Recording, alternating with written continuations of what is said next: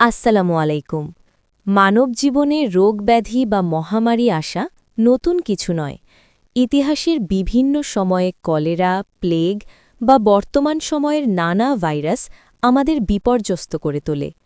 মুমিন হিসেবে আমাদের দায়িত্ব হল একদিকে যেমন সতর্কতা অবলম্বন করা, অন্যদিকে মহান আল্লাহর উপর পূর্ণ ভরসা রেখে তার কালামের সাহায্য নেওয়া।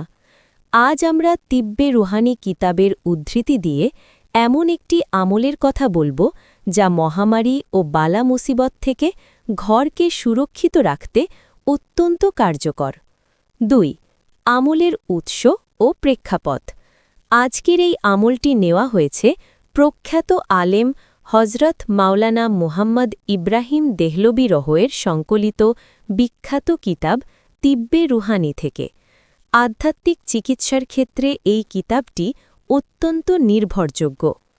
যখন কোনো শহর বা এলাকায় ব্যাপকভাবে কলেরা, প্লেগ বা এই জাতীয় কোনো সংক্রামক ব্যাধি ছড়িয়ে পড়ে, তখন সাধারণ মানুষের মনে আতঙ্ক সৃষ্টি হয়।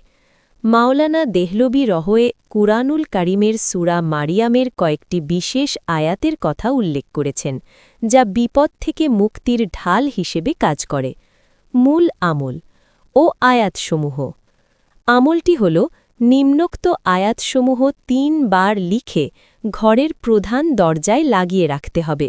ইনশাআল্লাহ এর বরকতে সেই ঘরটি যাবতীয় বালা মুসিবত ও মহামারী থেকে নিরাপদ থাকবে। কুরআনের আয়াত, ওয়া ইম মিনকুম ইল্লা ওয়ারিদুহা কানা আলা রব্বিকা হাতমাম মাকদিয়্যা ثم ننجي الذين اتقوا ونذر الظالمين فيها جثيا وإذا تتلى عليهم آياتنا بينات قال الذين كفروا للذين آمنوا أي الفريقين خير مقاما وأحسن نديا। সূরা মারিয়াম আয়াত ৭১ থেকে ৭৩। ৪. আমলটি করার সঠিক নিয়ম। অনেকেই আমল করেন কিন্তু সঠিক নিয়ম না জানার কারণে সুফল পান না। এই আমলটি করার সময় কয়েকটি বিষয় খেয়াল রাখুন। পবিত্রতা। উজু করে পাক পবিত্র অবস্থায় জাফরান কালি অথবা সাধারণ কালো কালি দিয়ে পরিষ্কার কাগজে লিখুন। সংখ্যা। মনে রাখবেন প্রতিটি আয়াত ৩ বার করে লিখতে হবে। বিশ্বাস। পূর্ণ বিশ্বাসের সাথে লিখুন যে রক্ষার মালিক একমাত্র আল্লাহ। এই আয়াতগুলো উসিলা মাত্র। অবস্থান।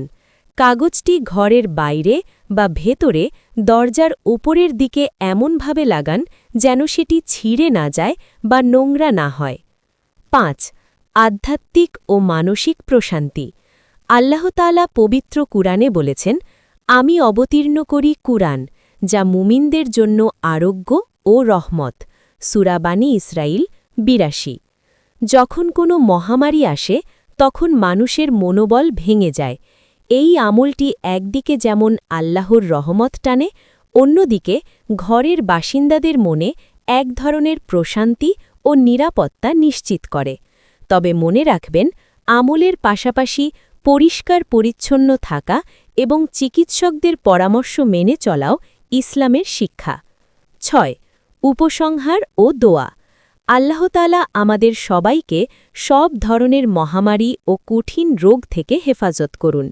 আজকের এই ভিডিওটি জনস্বার্থে আপনার আপনজনদের সাথে শেয়ার করুন, যেন তারাও এই আমলের মাধ্যমে উপকৃত হতে পারে।